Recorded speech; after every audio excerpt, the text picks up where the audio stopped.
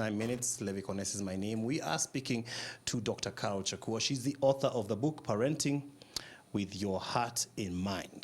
It's a candid peek into a parent's heart. It's a book she's just written, and she's a mom, a therapist, and a parenting coach. We're talking about her work and what led to her writing this book.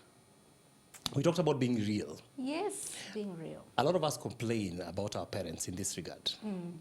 And many of us are now parents. Yes. Perpetuating the same things we complained about. Yeah. You know, every parent was number one. Every parent never got into trouble.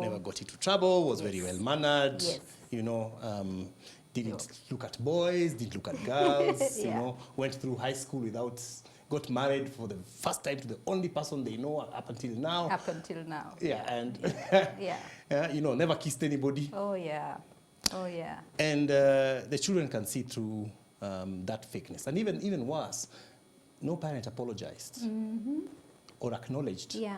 I made a mistake to a child. I'm in my 40s now, and my parents have never ever said sorry, even now. Right. It's always, if they do something and it is not acceptable, what will happen is it will be brushed off. I'll be called, maybe like, somebody will call you and start talking to you about politics. Yes. Or it's a way of saying, your story imeisha. Yeah, imeisha, we've apologized. Tuko sawa sasa. Tuko sawa. Yeah. What is it about the difficulty of being real when you're a parent? Because a part of us are afraid of showing vulnerability to the child and maybe making them disrespect us. Yeah. And some people say you're a parent, you're not a friend. Exactly. So, how do you go about that? Yeah, and people ask, what's the balance? What's the balance? Yeah. What's the balance? Yeah, where can you be real, and how real can you be? How real can you be? First of all, I don't think there's a balance, because every time people ask for a balance, they're asking for a perfect moment. You know the way you go to the butcher, and it has to be balance. Balance. It's a balancing, yes, and it's a perfect one. One thing beyond, it goes down. Another one less, So for me, there's no such thing as balance when it comes there. It really, and that's why for me, self-awareness is important. What is important to you to teach your children? You look at the bigger picture. If you want your children, we don't even want to get into politics, but the reality is that sometimes you really wish leaders could apologize. Because apologizing has been seen as a sign of weakness. And that's how we come into parenting as well. We've never seen our parents apologize. We've never seen people in authority apologize. And what does that do to us? It makes us feel oppressed. It makes us feel frustrated. Our children still feel the same way. And so we are just perpetuating a culture of no accountability and getting away with things. So we need to demystify that belief that apologizing is a sign of weakness, or adults are always right, because that's how we were raised. If we demystify that, and then we just show up as real and say, look, I made mistakes when I was growing up, and talk about the experience and the lesson.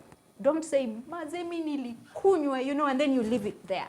You need to be able to talk about the experience and the lesson out of it. And just from a very sober perspective. Because whether you talk about it or not, they know. They see through you and they see through the lies. So how about you approach it from, first of all, demystify that belief. Apologizing is not a sign of weakness, okay? And when you apologize, you are teaching your children very valuable lessons about relationships in future.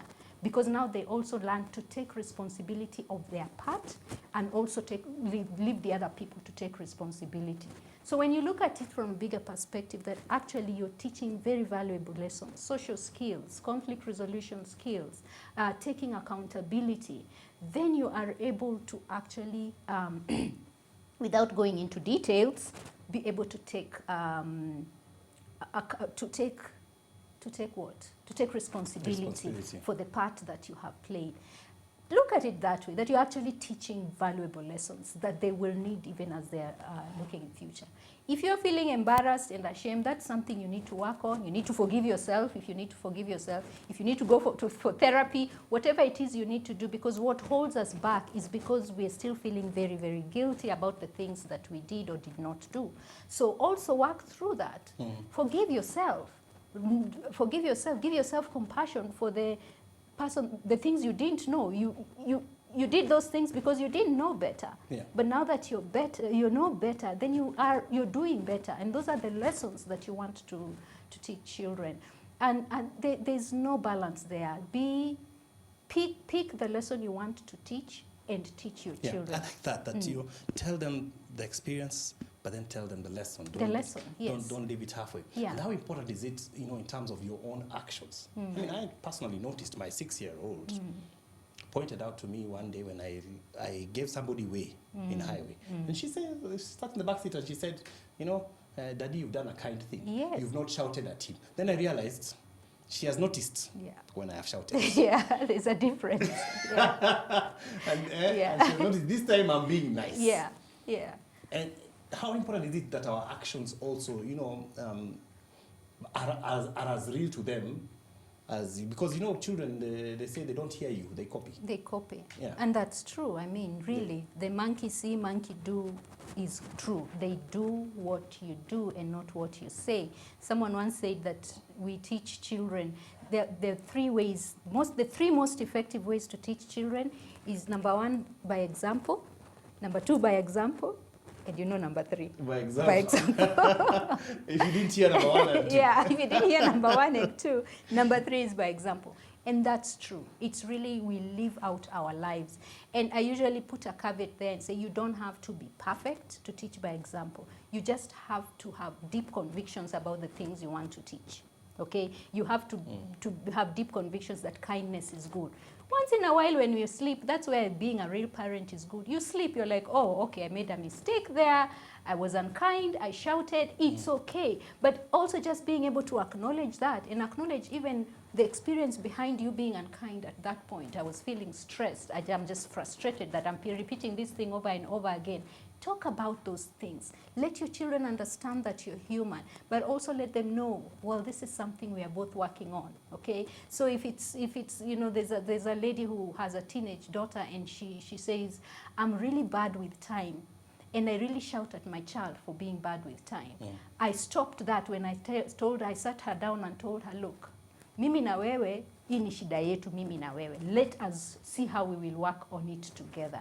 And now they are supporting one another and they are really keeping each other accountable. So that's coming alongside your child, not from a place here. So for her, it's not that she's perfect at timekeeping, but she is willing to acknowledge that she's struggling in that area. So let's do it together. And it's the same thing even with gadgets, okay? We as parents, we are struggling with gadgets, but we're expecting our children to be perfect. Yes. Yeah. So coming from that space of even me, I like when I post on Facebook, I want to keep going back to see how many more likes I've gotten. That's a reality with adults and with teenagers. Okay, it's just that teenagers have different apps, True. But it's the same. It's the same lesson here. So if I'm able to tell my son, you know what, even me, it feels good when I get many likes. But we are together in this. What do we do to stop that? So we talk about experience more than just the end result. Get away from that phone. It's not good for you, and all that. But talk about the experiences and the struggles and the fact that even you're not perfect in that place. And haven't gadgets just changed everything? They have, haven't they? Yeah. We have a relationship with our gadgets, not just our children, but even ourselves. Yeah. And we can't seem to stay away from it. We can't seem. Yeah, we try to say even the simple things in my house, like you get home and you say, put down the phone.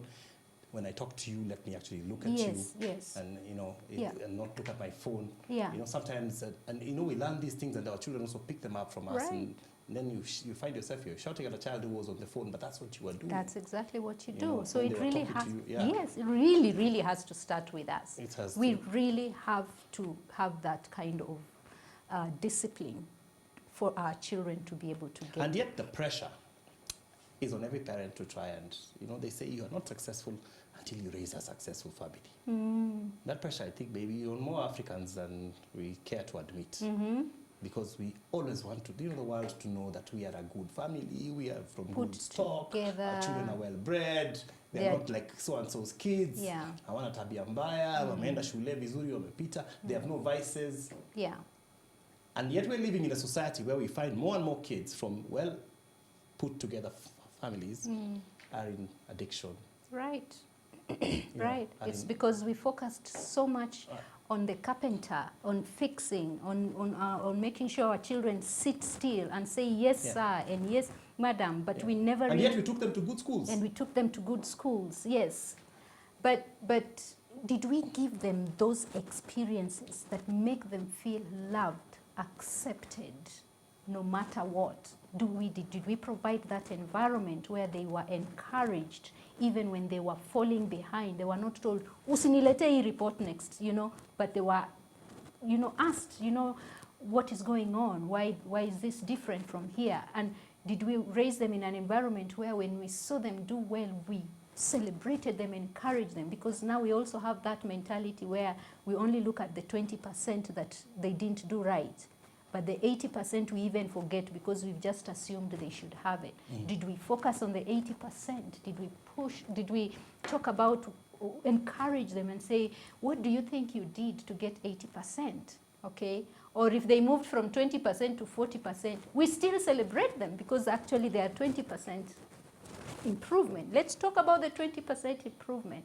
So that's really the thing. Have we been focusing on just creating an environment where our children feel supported, loved, and accepted? Yeah. Yeah. Do you discuss discipline in your book? Because, somebody's watching here and just saying, sasa yo, yes, nikubebi tu watoto. And I get that a lot. And I tell them, look, we have to have the foundation first. And this book is a foundation. I have another one coming up which talks about discipline. But even I lose some parents, Levi, because I take their eyes away from fixing children's behaviors. I'm like, if we don't take care of the foundation, tutakuwa on those cycles over and over. Sometimes you might think you have fixed your children, but you're really suppressing who they are, and it will still come back to you later. When they are teenagers, when they're rebelling, when they're telling you utadu, now you don't have. So I'm like, let's focus on the foundation first. So yes, this, to be honest, has nothing to do with discipline, but it has everything to do with how do I create the right relationship with my children so that discipline is easier. So that when they're 25, they just want to come back home. They are not trying to avoid me. This is a foundation book. And I even they didn't fly away and go. And go. And I even tell you from like the first 10 pages, I'm like, this is not about producing perfect children. And it's not about changing your children's behaviors. It's not a quick fix. But I also promise you that I have part 2 coming, which now really talks about discipline. Talks about discipline. And because we want to read that word in the Bible, spare the rod. Well, it's not in the Bible, by the way. Spare the rod and spoil the child. That's an interpretation. But people tell you the Bible says, spare the rod and spoil the child. It is not there. Yeah. My father would say, I beat you because I love you. Yeah, or I'm beating the stupidity out of you. And so now, oh my, and then you just whip it out of you. Foolishness. Oh yes, folly. I'm beating the folly out of you. Yeah. And that is scriptural. Folly is bound in the heart of a child. And we're not here to demean, what the Bible says. But sometimes we also take things out of context. Maybe we will focus on the cane. Parents would ask, there are those who say, don't cane. Your hands are just for loving. Yeah. Do not spank a child. Yeah. What's your take as a professional? As a professional, I will say, what's driving your spanking? Okay. Research consistently has shown that children who have been corporal punishment has been used on them in an environment of anger, in an environment of the parent not just wanting to fix a behavior. They have ended up with issues later on, drugs, mental health issues. They become violent themselves. So the research is consistent in that area. However, you and I were brought up a certain way, okay? And we do value that sometimes that corporal punishment worked for us. My take is, please, whatever it is you do it with calmness, do it without anger. If you have anger issues, you have no business using the rod at all. So work on those anger issues. If you have them, you have no business using it. But if you use it in an environment of calmness, and that's, for me, that's the thing. It's the environment that matters. It is not the final strategy that you use, the tool of discipline that you use. So Work on yourself. There's a school of thought that, if you were to spank, then later on you should explain. Or at that moment, I spanked you because of 1, 2, 3. I feel like the explanation needs to come before. So that when it comes to spanking, it's a consequence. You're just doing what it is you have talked. After you're not even negotiating there. How many did we agree? Yes. Do it and finish and move on. And then still in an environment of love. I'm not a big proponent of using the spank, but I empathize with the fact that it is one of the tools that is available to us as African parents. So I always give guidelines then. If you must use it, here are the guidelines. Please take away the anger. You don't even have to do it immediately. Think about the bigger lesson that you're teaching and make sure that that lesson is taught. And remember, the lesson is not only taught because of the kiboko. It's taught because you're doing many other things to prepare this child. Yeah. You have a picture of eggs. Yes, I have a picture of eggs. I really just connected with it. Huh? You connected? Yeah, connected with the nurturing, put eggs in a nest and, providing a good environment. Yeah. Our children are delicate, but yet have life. Yeah. But yet have life and have a lot of potential. Yeah. Yeah. That's very interesting. In a world where we are reading about, everything else, we read about how to, put our TVs on the wall and, what gadget does this and, you're studying. Yeah. Or even how to make your business succeed. Yes. Yeah. Yeah. Isn't it surprising how many of us don't put any effort into reading about how to raise children? Because we make a lot of assumptions that we know it. Yeah. But we need help. These are different times. They're not the same times that our parents were raised. And we acknowledge they did their best, but the context and the setting and the structures in place worked very well for parenting to go smoothly because there was a role for everyone. There was the auntie to talk to the girls, there were the men to talk to the boys. Not everything was falling on the mother and the father. And if they did, they had their own role. Then we were all sharing work. Now you are working overtime. You're focusing, we become, of course, capitalistic, and we have to make profits and all that. Let's just accept that these are different times, and it's okay to get help for parenting. Yeah. So we only have about 3 or so minutes to go. In a nutshell, as we close, what would you tell the parents watching this, and why should they pick up this book? Oh, they should pick up this book because they need it. I think that if you have been having questions about being, am I making the right decisions in my parenting? Am I ruining my children? Is there more out there? How do I make sure that I have a better relationship? And for me, that is what I want to learn very, very quickly. And I want that to land the most. That if you want to have a better relationship with your children, then pick up this book because it gives you the ability to understand yourself better and to understand your children and to be able to do the things that eventually will lead to better behaviors, because that's what we want. We want those outcomes. We want our children to be successful, to be fulfilled. But this we all want a nice family name. Exactly.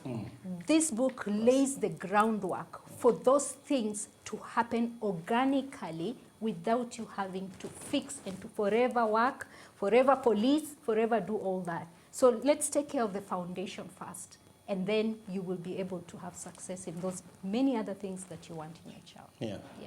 And you say start with yourself. Start with yourself. If you desire your child to come back home over Christmas when they are 25 with gifts and all that, because you created the right environment.